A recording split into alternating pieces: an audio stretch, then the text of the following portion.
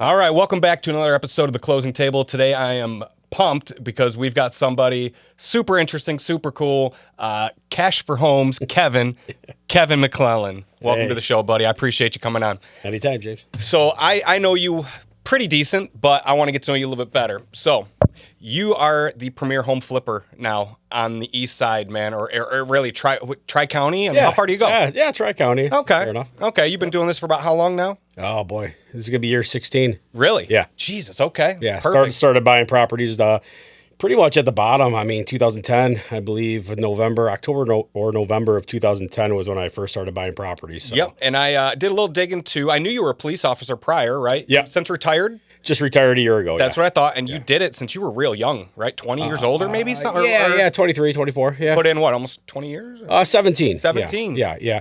I retired early. The real estate continued to grow just organically year Where'd after you year. get the passion to get into real estate? I mean, Yeah, so there's a little bit of a story to that. I'll try to make it as quick as possible. Yeah. It was 2010, and I was at the gym, and I overheard a coworker talking about some rental properties that he had owned. Okay. And so I literally went home and looked on Craigslist, and I found somebody selling 4 rental houses in East Point, and I had some money saved up from a little landscaping company that I had owned when I was younger. Okay. I had sold that and held on to the money. I'm a saver. So you've always dabbled inside things, and you're a hustler. Yeah. Okay. Yeah, I've always had the entrepreneurial spirit. Yeah. Yeah, I need to slow down when you say that. Right. But yeah. So, I heard somebody talking about it. I didn't know how bad the market or the economy was at the time because in 2008, April of '08, I just got hired as a police officer, right? Yeah. So I went through the academy. I got my big boy job with a pension, benefits, paycheck every 2 weeks. And so things for me were looking good. Yeah. Little did you know, if you could go back in that time and look around, I mean, the sky was falling and things were collapsing, right? Yeah. And so with anything, there's a little bit of luck, a little bit of timing, and I bought those 4 rental properties. I leveraged those and then built a team of guys and started flipping houses because I wanted to buy more rentals. And so I'd go flip a house and go buy a rental. You remember how much those homes cost back then? Oh, yeah. I mean, I remember a lot of numbers, but yeah, I bought those 4 houses for $80,000. As a package? Yeah. Wow. Yeah. So, just single family? Yeah, Or just yeah, little in East ranches, Point. Yeah. bungalows, whatever? Final side of bungalows in East Point. Yeah. And then I bought some even cheaper. I mean, my cheapest buy was a 3-bedroom on Shakespeare for $9,800. I bought a 3-bedroom house. Kidding. Yeah. East Point. I know that street. Yeah. What was the story with that one? It was a short sale. Okay. Yeah. And I remember actually seeing on the some of the documents, because we were doing a short sale, it caught my eye of what they had paid for it. I don't know why that was on there, Right. But I think it was like 110 or 120,000 just a few years prior, right before the collapse. Yeah. Because 03, 4, 5, right? It was like, wow, when's this run gonna stop? Right. And then 2007, 8, 9, it did. And I thought, holy smokes, man. I'm buying a house for a tenth. I'm paying $9,800 for a I don't care if it was in East Point, it needed work or not. I'm like, What was the condition like? it wasn't that bad. It needed a roof, Okay. I mean, and back then I put a roof on for $5,000 and redid some flooring and paint and things like that. Back then I did a lot of the work myself. And I mean, I was maybe all in for like $15,000, $16,000. And what'd you sell it for? Oh, that's a rental. So I've been, I still own it. You still got that? Yeah. Good for you, man. Been collecting, $1,200. It was $800, then $900. Now it's up to, I think, $1,200 a month. And That's nice. How many you got now? 30 long-term rental properties. Good for you. And you got a team managing that. And Yeah, so over time, as I wanted to flip, I built a team of guys to flip, and then it was just easy to use those guys to go and handle the rental stuff, right? Yep. Because, when you've owned the rental properties long enough, you can't continuously have problems, right? Otherwise, you're doing something wrong. I mean, you replace enough furnaces, enough hot water tanks, enough roofs, enough windows, flooring, cabinets. Now they take very little of my time. They take a couple hours a week of my time. Yeah. Okay. Yeah. And now like anything, when you grow and like you said, you did it all yourself, Yep. and then you have to do bigger jobs. You have to hire somebody and you have to expect that they're going to do your quality of work. Did you have any growing pains with that, trying to find the right crew that upheld your standards? Because you've honestly become one of the people, if they see Kevin's name on a home flip, they know it's quality. Yeah, no, I appreciate that. Yeah. We pride ourselves on that. My team does, I do. We're not always perfect, but I mean, human, but to an extent, you guys do a quality. It's not lipstick on a pig. People have seen My them. guys won't allow it at this point. We've Yeah. tried to buy some, and hey, let's just do a little mini flip, and let's save some base moldings, let's save some doors, and it's funny because like a week into the project, we're looking at each other. We're like, what are we doing? Yeah, we know how it's going to end. They look at me. They're like, you really want me to save this door? Yeah. It's got a hole in it. I tell them to patch it. It's like, yeah, just rip it off, Yeah. So, but yeah, it's a progression. And, back to the original question of finding those subcontractors for other aspects that my in-house team doesn't do. It's trial and error, like anything else. Normally you reach out to other investors. So that's the best thing. Like in any industry, anything you're in, right? In any business, you rely on, I'm sure you do too. Reputation and yeah. Well, when you need something, you go for the referral, right? Yeah. So if I needed a roofing contractor, I'm going to go to my 3 buddies that also flip and invest and say, hey, who do you got? Yeah. We do that all the time now. I'm part of a Facebook group, the Metro Detroit Real Estate Investors. I'm in there. Yep. Yeah, it's a big group. Big. There's a lot of legit guys in there. Some guys are bullshit. I see. And not legit. Yeah. Everyone warns both good and bad. Like if you had a bad experience, they're quick to jump on there. You'll get called out, you know? You are. But even a group like that, I was always adverse to like joining groups or meetups and things like that. And but that one's been huge. I found a lot of contractors off that group. Good. Now you had mentioned, you said something like do you have a core group that is just full time? Yeah, essentially. I mean, they'll go and do some side jobs and stuff. Okay. But I mean, I try to keep them busy as possible. But yeah, I've got about 10 guys that work on my flips, and so that's how we're able to chew through so many. I was just gonna say, it's the biggest key to the success of building a team to be able to get through 15, 20, 25 flips a year is, I call it conducting the orchestra. Mm-hmm. I mean, I can move, Logan or Ryan or Mike or Chase from this house to that house. I don't have to sit there and rebid everything and, change work order and things like that. So, So you're working on how many right now? Oh, man. So we're probably working on 12 or 13, but I have another 12 or 13 that are sitting. So I think I have 26 flips in the pipeline right now. Jeez, Lord have mercy. Yeah, I'm loaded up. Yeah. Probably a little more than what I want to be. Right. But I'll never say no to a great deal. I'll say no to a good deal. But where do you find the deals? Yeah. So a lot of it's word of mouth. A lot of it's people know that for 15 years, I'm a cash buyer. I'm easy to work with. I close quickly. I would do a 2-minute walk, 5-minute walkthrough. I'm not doing inspections when I buy. You're not beating these people up. Like, no. Here's the deal. Here's what I can offer you on this. I've made friends with a lot of realtors, loan officers, friends and people in the community to where, it's eventually somebody hears that, hey, the house is in really bad shape. So-and-so didn't take care of it. They're maybe a little embarrassed of it, or they just want to be done quick. They want to move down to Florida. Like, they just want to off this to an investor.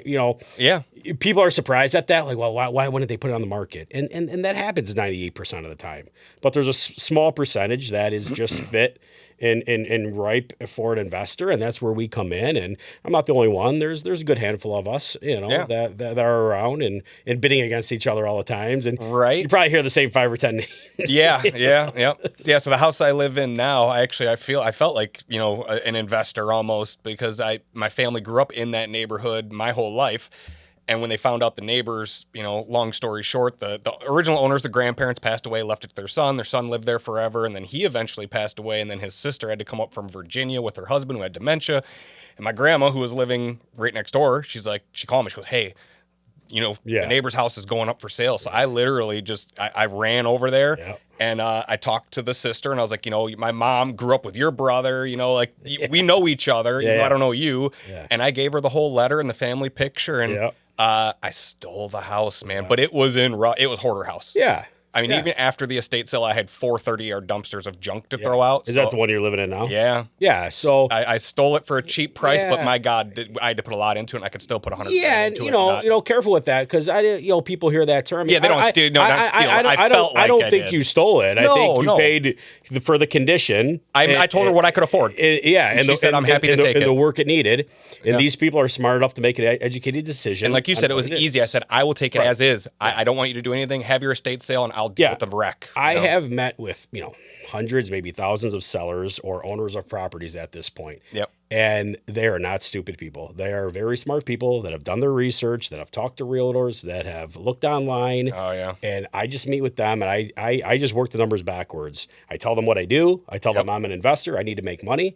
I say, here's what I think I have to put in the home. Here's what I think it's worth after I repair it. Yep. I kind of worked the numbers back, closing costs, blah, blah, blah. Yeah. And I said, I'm here. I'm roughly here. Are we even close?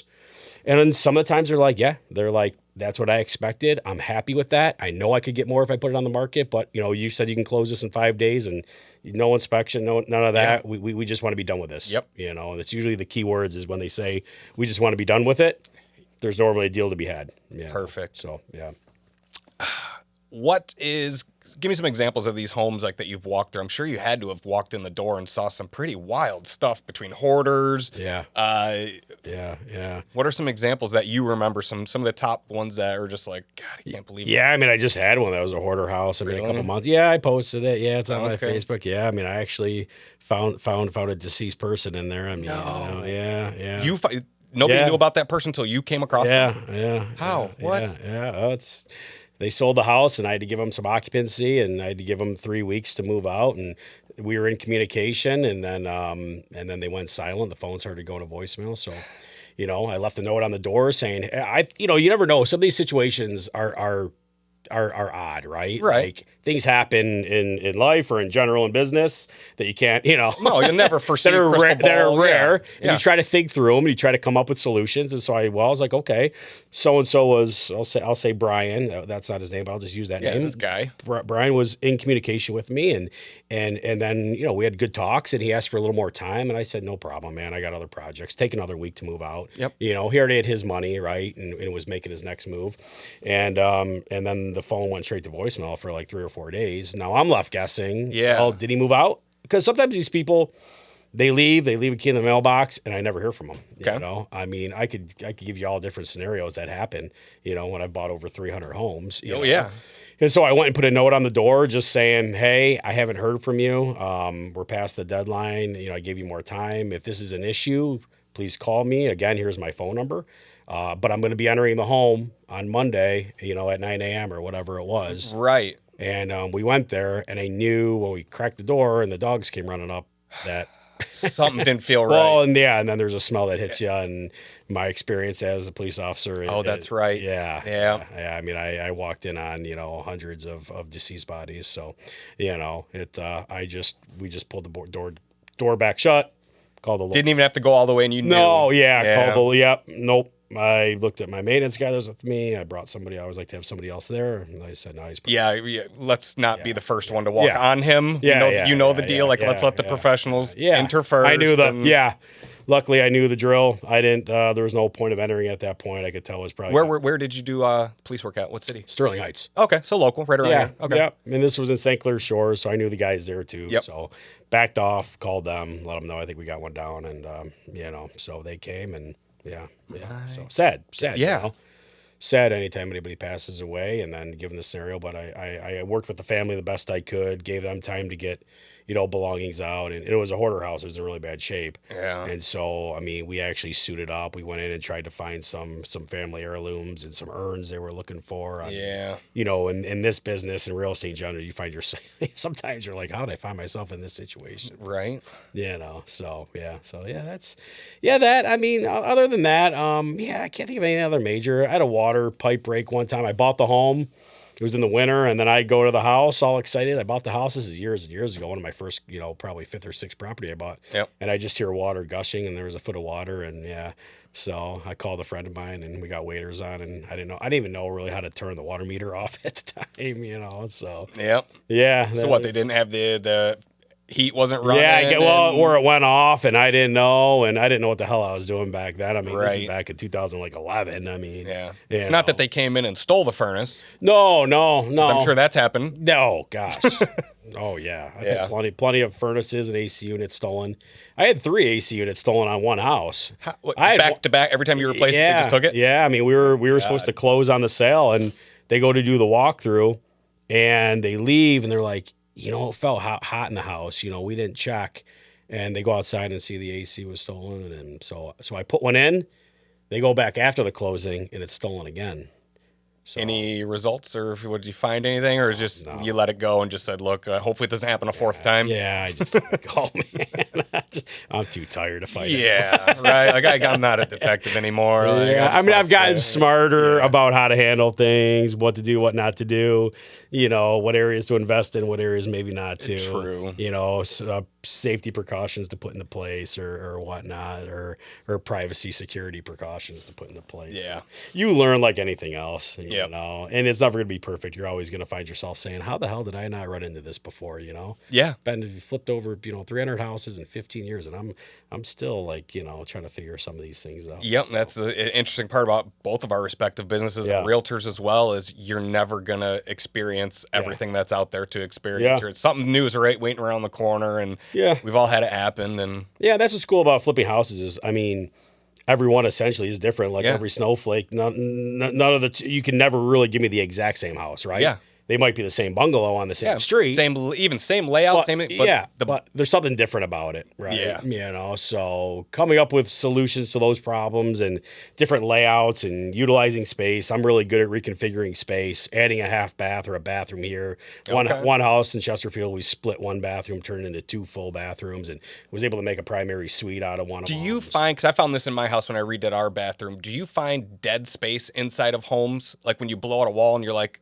there's literally like another so much room back here that was in between walls that was just not being utilized. Yeah. I found that in mine. I'm like, why would they build the house like that? Yeah, they did some goofy things. You know what I mean? Like, they did a lot of goofy things back then. 40s, 50s, 60s, 70s, even 80s. I think mine was late 50s. I think. Yeah. Some of it you can't really explain. No. Sometimes I say Uncle Joe, built the house. Yeah.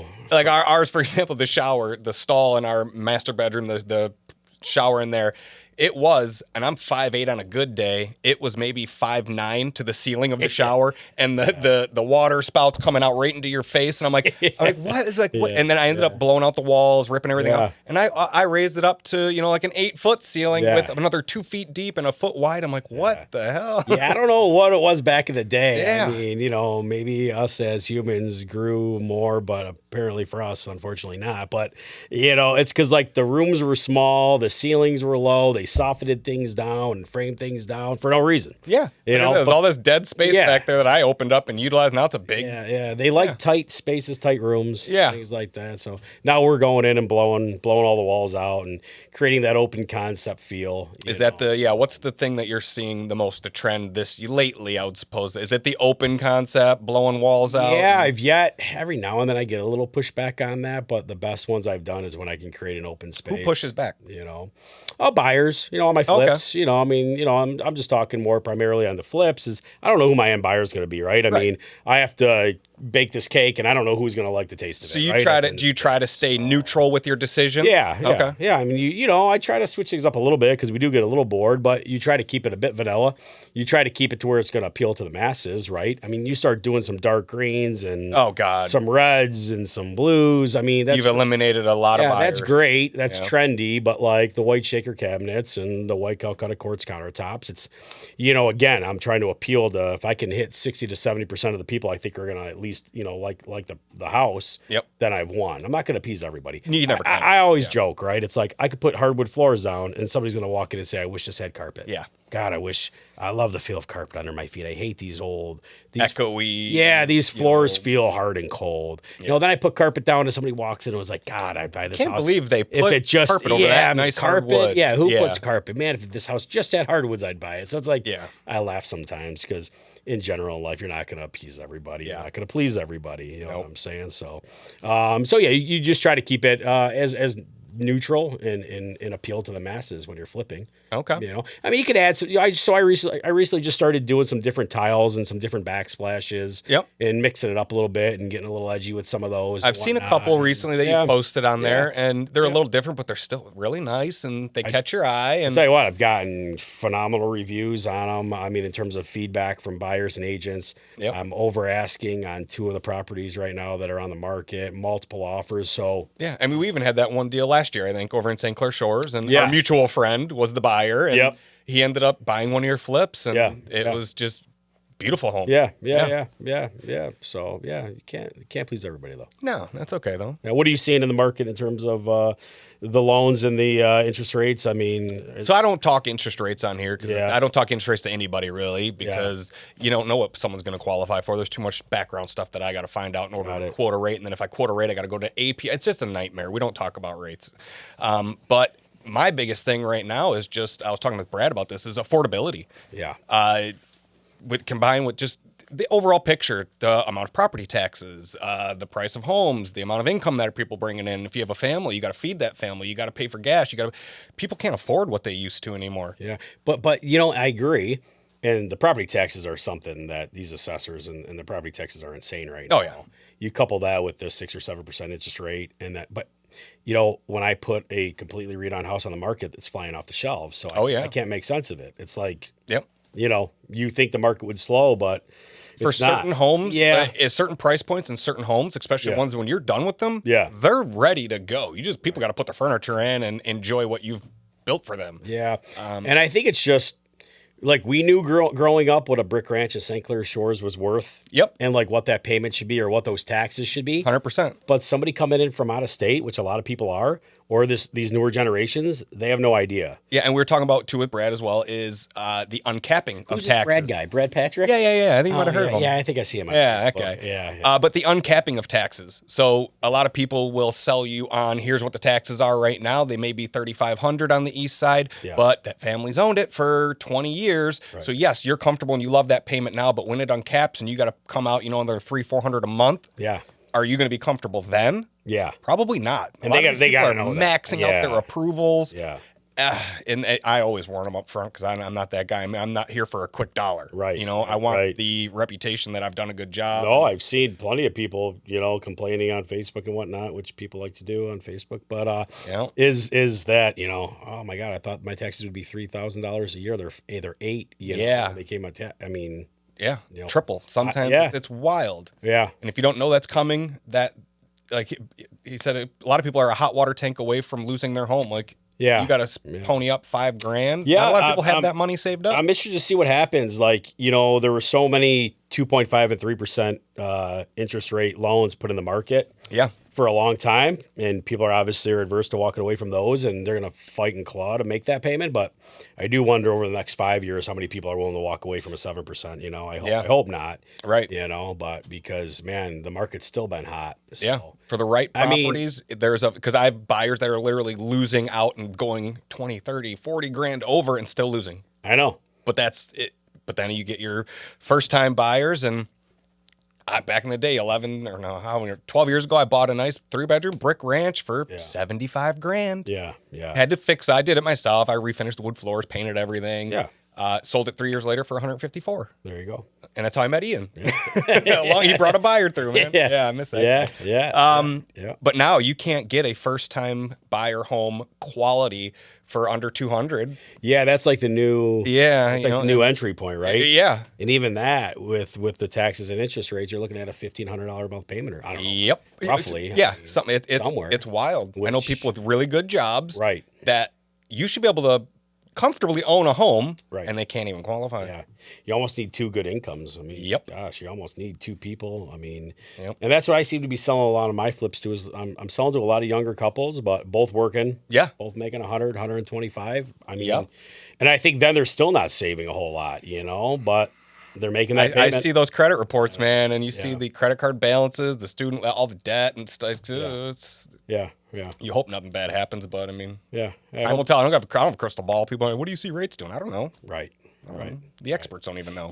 The weird thing is everything that you thought would like crush an economy or create a recession or depression hasn't. I mean, we shut the world down in 2020 and 21.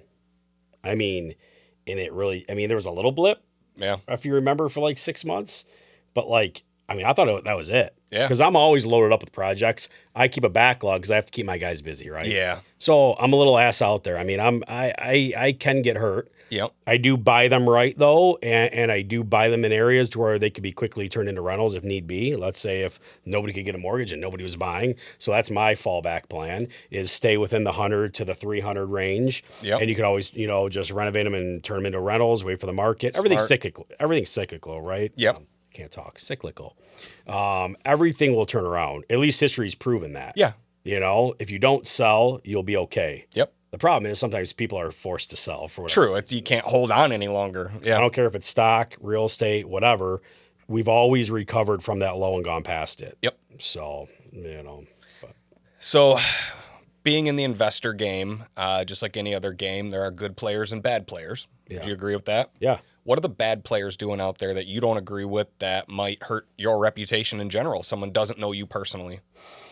Are you talking to fellow investors? Yeah, anybody out there, the bad investors out there, what are they doing? Because I don't know. I'm not in the game, so I don't know all the stuff that they might be doing where you look at it and you're like, why are you doing that? Like, you're making me look bad by doing that as another investor. Is it doing the cheap stuff, like the cheap flips, not putting quality work in? Is that but you know what? It's like, so that's one thing. All of us, like, there's more than one way to skin the cat, right? Like, Okay. I've seen to adapt to a full reno. I don't want to say higher end rental, but a more complete renovation with quality materials, and I pay my guys well and quality product, right? Yep. But I also ask top dollar. I also ask at the high end of the comps. Other guys might go in and paint over the old cabinets and paint the old moldings and paint over outlets, but they can't ask what I'm asking. No. Right? So it's different strokes for different folks, right? And it really depends on your team of guys and the guys that you have doing the work. Yeah. And the money that you're willing to put in the project, but that also is related to how well and how aggressively you buy the project and how good you are at purchasing it. What's a typical margin that you'd want when you walk away? I try to shoot for a 20 to 25% margin. That's kind of what I thought. Most businesses want that 20% built in. It's nothing crazy. Right. To deal with all the headache, all the BS, cities, permits, this, that, the other, neighbors, crabbing at you about this. I mean, I could go on and on about all the negatives. Yeah. I mean, I just had one lady at a house that was an absolute nightmare, the next door neighbor. Go on. I mean, she was 8.5 months pregnant. Maybe that was part of the problem. Oh, yeah. But even after the baby, she was still not very nice. I mean, she had an issue with everything. And again, this was the nastiest house on the block right next to her. I go in and put $150,000 into it. And instead of thinking you'd get a thank you, and like I understand it's going to be 90 days of a little bit of noise and a dumpster in the driveway. No, she wanted to just berate me. I mean, she called me one night and just for a half hour, I just let her like scream at me pretty much. And then I asked her if she was all set and had anything else to say. The dumpster the wheels were flat, and the rubber wheels on the dumpster were flat. She thought that was just crazy, and why would I work with a company that didn't care about their equipment? And I said, ma'am, I don't own the dumpster company. Right. These go flat. They pump them up, and then they drag the dumpster out of here. And dust was flying out of my house apparently into her house and creating an issue, and all kinds of things. Did she own her home? Do you know? Yeah, I believe so. Okay. Yeah. So, like you said, nice house. I just increased everyone's house, value around us. I took a house that I think I bought for $230,000. I sold it for $535,000. Now, don't get me wrong. I put a lot of money into it. I didn't make that spread. Right. Okay. Right? Yeah. But the house next door, I just increased the value $300,000. You think you can't have just a little modicum of respect, a little grace and understanding, patience, you know. So those are the things that are a little frustrating to deal with when you're investing. It's like you're kind of like a punching bag, right? Oh yeah. It's never good news. There's always something wrong. Hey, we opened up this wall. There's an issue. Hey, we got rotted wood here. Hey, this, that. It's just so that's the biggest thing with investing is you have to be very good at staying just even keel, not being emotional, right? No, and that's business in general. Is like if you can just stay here, instead of here. Yep. Your life's, better. Otherwise, you're going to end up in the, psych ward somewhere. Yeah. So what are some misconceived conceptions that people have about putting money into a certain part of your house or a certain feature, certain bedroom, certain backyard that you try to stay away from because it's not good. Not a big ROI on that. You know, is it finished basements, anything to do with swimming pools, decks? Yeah, I mean, swimming pools and things like that are completely out of the question. Even decks, I don't really get a big return on. You know, it's more on the interior. It's more on the, like they say, kitchens and bathrooms. You know, and can I recreate that space and rework that space to make a walk-in closet and make a primary suite, add a bathroom, even if it's just a half bath, another toilet and vanity in a one-bedroom home. Yeah. If I can just add that bath in, I mean, sometimes you're 900 square feet, 1,000 square feet, like sometimes there isn't a lot of square footage to work with. Right. Fencing, Okay. people are like, well, I wish you would have put up a privacy fence. It doesn't add any value to Right. me. For me to spend $10,000-$15,000 out of my $50,000 budget on my flip, it's going to bring me back zero. Yep. Even garages is a big one, surprisingly. Really? Yeah, the garages cost so much nowadays that, I mean, it's $35,000 to $40,000 to build a 2-car garage, considering the cement work, electrical. Okay, framing. so you're like adding a detached behind the house or whatever. Yeah, I mean, I found that there's people that are perfectly fine buying a house without a garage, Oh, yeah. Normally, you like to have a basement then. I always say I'll buy a house, but it's got to have a garage or a basement. One or the... Yeah. Okay. I've bought plenty without basements, but they got to have a garage. If it has a garage, then Do you typically finish basements? I do a lot of them. Yeah. Just because with my guys and my in-house team, it costs me way less than hiring, ABC home basement finishers. Yeah. So we can get it done. Add.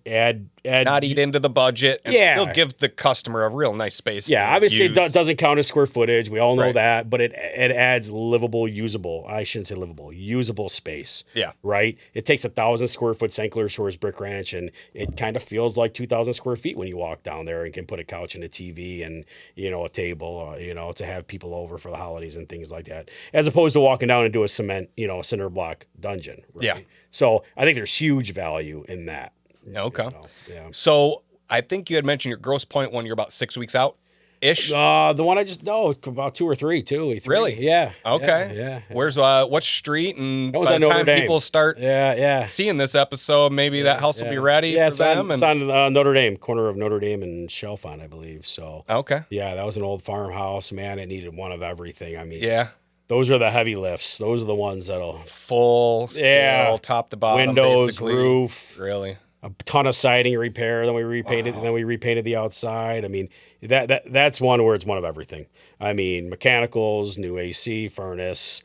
You save the Down to the studs? Yeah, you save the 4 walls. Oh yeah, Wow. I did all new spray foam insulation on that one. New electrical, new plumbing, HVAC. I mean, that one's like a new house. Yeah. So yeah. Wow. Because the cost to build is so high, right? Oh, God, yeah. If you replace something. So from ground up, that house is like 1,350 square feet. It's one of the smaller houses in Grosse Pointe, but and I'm probably going to ask somewhere around like $450,000 for it, somewhere around like 275, 300 square foot.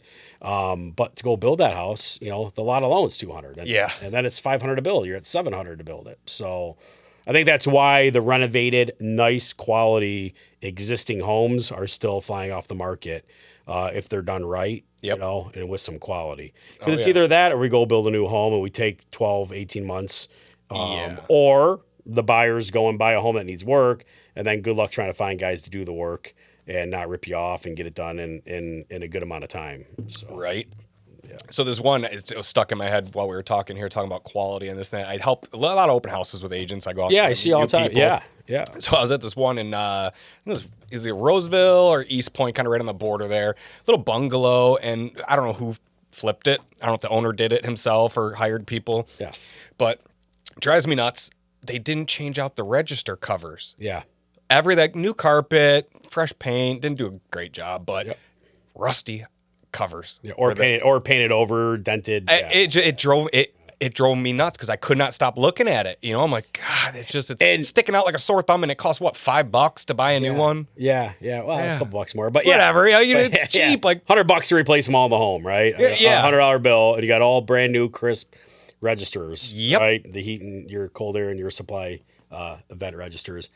That goes back to the question about bad investors giving you a bad name or this that's more so. It's not that they give us a bad name. It's just they got to live with that product now and try to sell it. So they can't ask top dollar for the home. No, $150,000. That's it. Bungalow. And if I went in with my guys, I might be asking $199,900. Yeah.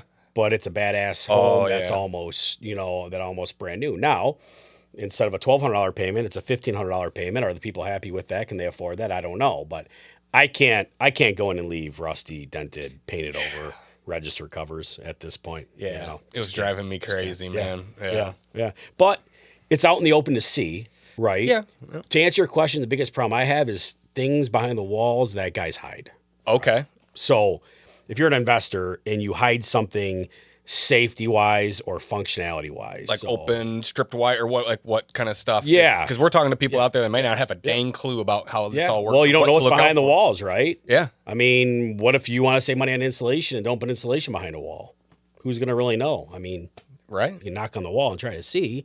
But my point is like, that's where I would have the issue of like, shame on you if you knowingly do something that, it's like when we get the inspection reports, I always tell my agent, I'm going to deal with safety and functional issues. Health and safety. If you want more of something or different of something, that's on you as a buyer, right? Okay. Like if there's enough insulation in the attic and you want more, that's on you. Yeah. I'm not doing it. Yeah. And so that's my thing is like, that's when we're going through a home. I have talks with my guys where I'm like, listen, if this was your home, would you want this way or that way? Well, I'd want it done right. I'd want it this way. Okay. End of story. Why are we having this conversation? Yeah. So, there's a right way to do it, wrong way to do it, pretty much on some of the stuff. There's only one right way to run electrical, right? Fair enough. Yep. So yeah. Yeah. So for you, being a home flipper, if you could build yourself a dream home, Yeah. what's it look like? Where's it at? Oh man. Yeah, well, that's a good question. I like my house now that I'm in. I kind of bought my dream house. Really? What area are you in? I'm on the lake in St. Clair Shores. Nice. Yeah, Okay. Yeah. So I like living by the water. I was just gonna say, okay, it's by the water somewhere. Yeah. I don't like being landlocked. I like looking at the water. Growing up, our family vacation every year was going to Houghton Lake for a week and renting a cabin on the water, which I actually have now bought. I bought that 7 years ago, that actual cabin. Really? The same one that you grew up? Yeah, Nice. it's in the family now, and I was able to get the people to sell it to me. So I've always liked being by the water. My dad, we had a little fishing boat growing up, a little 17-foot winner with a 65 horsepower Evinrude. So we went out fishing and caught perch and walleye. So what I'm getting at is I like being by the water. If you stuck me out in Troy or Plymouth or You'd just be Novi or something, I'd miserable. I just wouldn't be very happy. So by the water, I love ranches. Big sprawling ranch. Just a great primary suite. Basement with tall ceiling, because some of these things my house doesn't have. So, basement with, maybe 10-foot, ceiling to put a golf simulator and gym. And, although I haven't seen the gym in a couple of years, obviously, but I'm just getting older and fat. Not enough time. I feel you, man. The energy that you have in one day after working and dealing with certain things. Like I got 3 kids and they just take all of it out of me. And they're like, why don't you go to the gym? I'm like, well, I like spending time with you guys. If I'm at the gym, I'm not around you. And you run and stuff. I don't run anymore. No? I walk. The flyers that I do, I used to run. I walk now. Yeah, I'm just getting older and fatter, but I'm embracing it. But and no kids, right? No kids. Yeah. Okay. No kids. No dog. Yeah. Okay. Yeah. So girlfriend and a dog at home. So okay. And but yeah, I started golfing 3 years ago, so that's my exercise. You've just recently started picking it up. So yeah, okay, about 3 years ago. So walking the dog and then golfing is my exercise. So, okay. Yeah. But back to the dream house. Yeah. Yeah. It was tall ceilings, golf simulator, gym. Things like that. Otherwise, man, I live pretty simply. I don't, I'm more like cars and spend money on stuff like that, and than houses. I could live in a cardboard box if need be. Yeah, fair enough. That's why my wife always makes fun of me. She's like, if it were back, because we know each other since we were teenagers. Yeah, like, man, if you were saying, I'm like, it would be a 1-bedroom studio apartment with maybe a futon and a TV. Yeah. And men are so simple. We're happy with nothing. That's it. Yep. Leave us alone. That's it. That's it. Oh, amen to that. Yep. So let's talk. We got to wrap this up here in a little bit, but. What do you want to talk about? You got any questions for me? I mean, we could go on for days about your stories and your background and entertain the masses with between your cop stories and your flipping stories. Well, you've been in the mortgage industry a long time, right? 15 years. Yeah. I mean, so for your viewers out there, I think I've asked a couple other loan officers, or I don't know what the correct term is that you guys. Yeah, that's fine. Is how do you guys differentiate yourself? I know you can't say interest rate. Yep. Right. It's one of those things where it almost seems like, well, just call a mortgage person. you know, and I've had people ask me, well, what's the difference from this guy to that guy to that guy? And at times I've had a hard time explaining that. Yep. So, like, to educate me on, like, what is the difference? You know, is there a difference between mortgage companies, mortgage brokers, loan officers themselves? I mean, A little, but for the most part, it just comes down to the individual and not the company that you work for. I found that because I worked for 5 different companies over the 15 years and came back to Mortgage One where I started it all out at. And you got good players and bad players at everywhere I've been. It comes down to the individual 100% because we're all, for the most part, selling you the same product. It's all controlled unless you're on the private hard money, portfolio side where the bank can make the rules. Right. We're all bound by Fannie and Freddie, FHA, VA. We all have to follow the same rules to an extent. And the good players are the ones who are going to be honest with you and review all the fees up front, and they're going to give you an honest estimate of what you should expect for your taxes, your insurance, your daily interest. We talked about this with Brad. And the bad players are out there, and they're quoting you lies, smoke and mirrors. Here, look at this estimate on this house. You only need 12 grand to close. And then you get to closing and you find out you need 18 or 20 grand because they messed with all the third party fees and the taxes and the insurance, the stuff that we don't control. That's got to be the worst, right? It is. It's supposed terrible. to be the happiest time for a couple or a person, whatever, a buyer. Yep. I mean, it's supposed to be a really exciting day, right? Yep. And I'm sure you've seen. And it's the biggest. It's some of the biggest investments, some of the biggest purchases these people are ever going to make in their life. Yeah. A home for your family to live in, and you're spending borrowing hundreds of thousands of dollars. Yeah. And you're going to call a random 800 number and speak to a stranger that might have been folding clothes last week, and now he's quoting you on your mortgage, and you're hoping that he's telling you the right information and that he's not just telling you what you want to hear versus what you should actually hear. Yeah, I've always found when you have, the proper loan officer, the proper title company, and the proper realtor, when all three of those pieces are doing their job and professional, the deal gets done. That thing progresses through that 30-day or 3-week process very, very smooth. Yep. But when one of them is either not doing their job or lying, I feel like everybody's sitting there at the closing table pointing fingers, looking at each other. 100%. And it's sad. I can remember. Because I'm none of those three. I'm just the investor selling the home a lot of the times, right? So I'm part of this powwow, and I'm just why isn't this thing closing? They're crying. They're not happy. They're looking at their loan officer. I mean, it's like... And it does. When something goes wrong, in general in life, you should just own up to it because nobody's perfect. Yeah. Own it, figure out how to fix it, and get around it. Don't, that Spider-Man meme? That's what a lot of people in our business will do. Something goes wrong, whether it's your fault or not, they always want to blame the other party. Yeah. Always. And lenders are usually always the punching bags. They're the ones that people blame if anything goes wrong. I feel like I've never really heard of any problems with your deals. I mean, I feel like you have very few problems, if any, because it seems like you're pretty upfront and honest with people. I mean, I've made some mistakes early in my days, but you learn. You become an expert. You live, you learn, you don't make that mistake ever again. You'd rather tell the people you can't do something or walk away from a deal than... Yep. Just because that guy said that you can get approved for that doesn't mean that you really can. And I always tell people this too. I'm like, I'm here to make sure that you get the best deal, even if it's not with me. Right. I've had personal friends that when they bought their first house, they went through a certain company, and I said, let me see what I can do. They sent it to me, and I said, hey, as long as that doesn't change, that it's a good deal. Right. I can't quite get there. I'm close, but take it. Yeah. They did. Yep. 5 years later, they come back and they want to buy their second house. Nice big house. Same deal. Hey, my employer, I automatically qualify for a discount through this place. Correct, yeah. Okay, cool. Said, get the full estimate, send it to me. They sent it to me, and sure enough, flip page 2, $4,000 lender credit. I said, great, that's the credit that they're talking to you about. They're selling you on that credit. I said, but let's go to page 1 up at the top. They're charging you $10,000 in points. Right.